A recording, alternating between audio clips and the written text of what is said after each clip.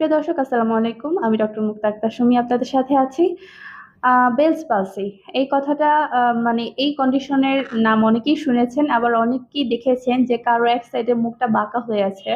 মানে এক সাইডে মুখটা বাঁকা হয়ে থাকবে, চোখটা ছোট হয়ে থাকবে, আইব্রোটা নিচের দিকে ঝুলে পড়বে।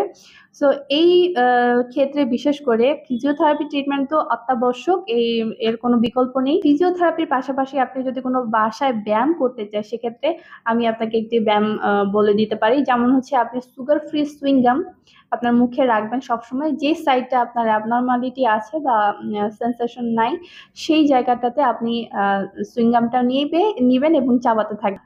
আরো একটি এক্সারসাইজ, সেটা হচ্ছে মুখের মধ্যে বাতাস নিয়ে হুম অনেকে মুখ আটকাবে না, বাতাসটা বের হয়ে আসবে, সেক্ষেত্রে একটু চাপ দিয়ে ধরে রাখতে হবে।